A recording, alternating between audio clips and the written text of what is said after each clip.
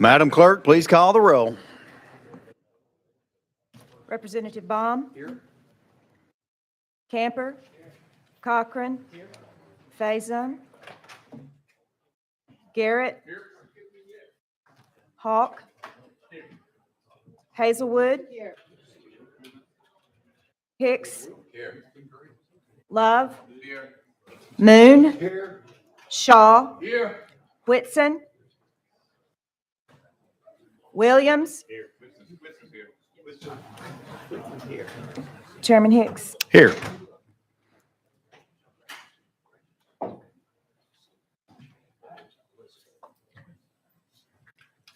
Chairman, we have 13 present. All right. Thank you very much. I'd like to call the Finance, Ways and Means Subcommittee to order for January the 24th, 2024.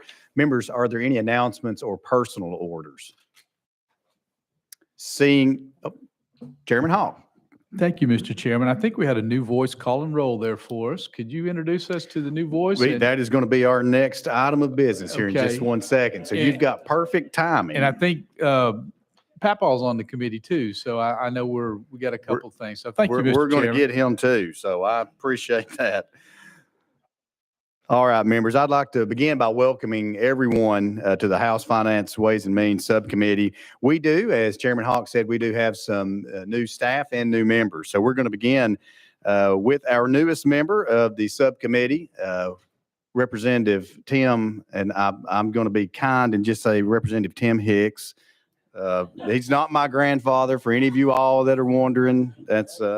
But we're certainly glad to have him on here. Also, to my left, as Chairman Hawk said, you have heard a new voice calling the roll, and we certainly will miss Kara McMahon, but we are certainly happy to have Miss Kimberly White. So she'll be serving as my legislative assistant. Also, we have a new intern joining us, Baxter Yarbrough from Vanderbilt University. There he is. He's here. We're going to give everyone a round of applause in just a second. Our newest clerk, our new clerk for this year is Mason Hiskey. He's back here too. Back there he is. And so let's give these folks a round of applause. Welcome. And of course, we want to welcome all the home folk back. It's certainly good to see everybody back together, all the returning members. We make an outstanding team here in the Finance Committee, and so I look forward to working with each and every one of you.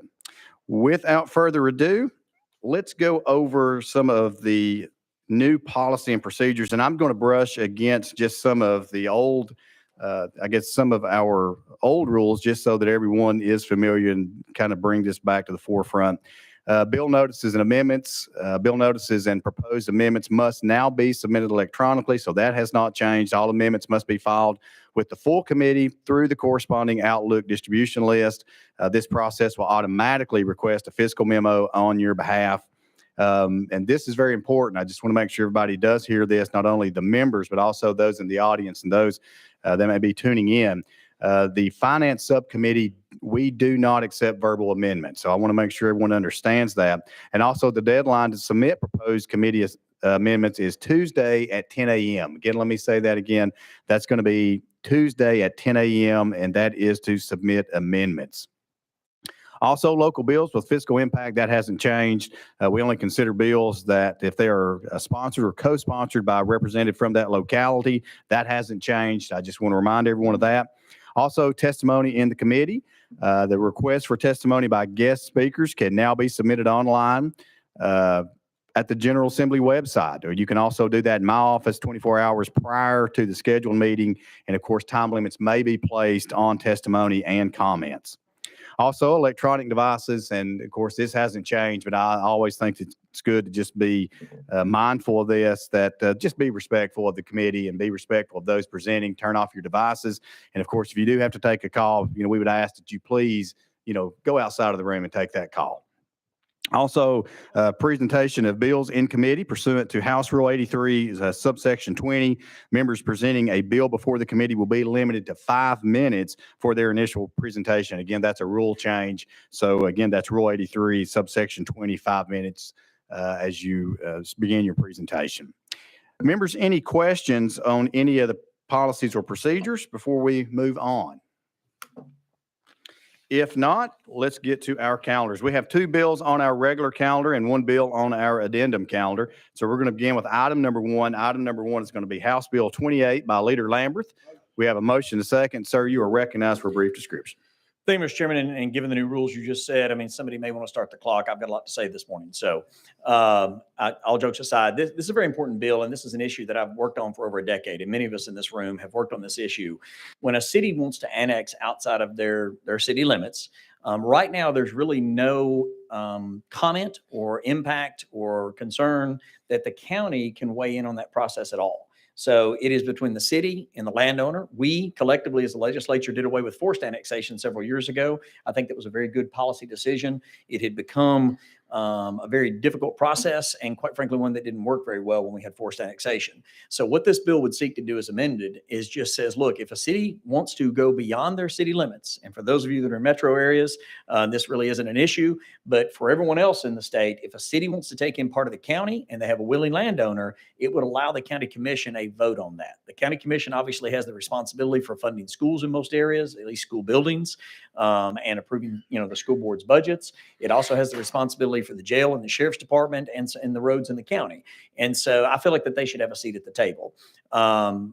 Chairman, I know you've shared with me beforehand, even though I have high hopes for this bill, that it has an other fiscal note impact. So I think you're looking at me like it's time to shut down the conversation and put this behind the budget. So I know where this is going today. My hope is that some point down the road, once we see maybe what happens in the Senate, if this isn't just the perfect answer for it, and I'm not claiming that it is, please let me know your thoughts on this bill. I think we'll have a couple of months to consider it, but it is something that I think we need to make sure that both the city, the landowner involved, and the county all have a seat at the table, where it's not just a one-sided conversation where one party has a trump card over another, that it's really everybody at the table. But Mr. Chairman, that's what the bill does. All right, Leader, thank you very much. I'm going to have to work on my poker face, it sounds like.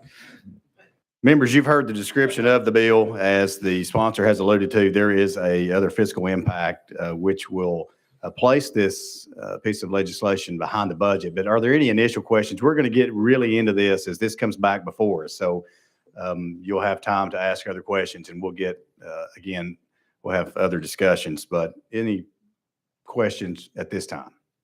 If not, and seeing none, we will be placing this House Bill 28 behind the budget and consider it at a later date. Without objection, behind the budget. Thank you, Leader. Thank you, Mr. Chairman. Glad to start off a long parade of bills that may go behind the budget. And thank you, Mr. Chairman, for leading us down that journey. Thank you, Leader. All right, item number 2 on our calendar is HJR 38 by Chairman Reedy. Again, we will be placing this particular piece of legislation, HJR 38, on the constitutional amendment calendar. This will be one of many that comes through this, and so that we can get all these together and look at these as a whole. And so without objection, HJR 38 will be placed on the constitutional amendment calendar. Without objection, so moved. That brings us to our addendum calendar. Addendum calendar item number 1 is House Bill 507 by Chairman Rudd. This has been requested to be taken off notice. So without objection, oh, yeah, hold on one second. There's more to the story here. Yes, that's what I get for not following. All right, so House Bill 507, we have received a request to take this bill off notice. However, since it has been calendared 3 times, we will need to place it on a special calendar to be published with our final calendar. And again, this is pursuant to our House rule. So without objection, House Bill 507 will go on the special calendar to be published with the final calendar. So without objection, hearing none, seeing none, so moved. All right, members, do we have any further business coming before the committee? Hearing none and seeing none, without objection, we stand adjourned. That's what I get.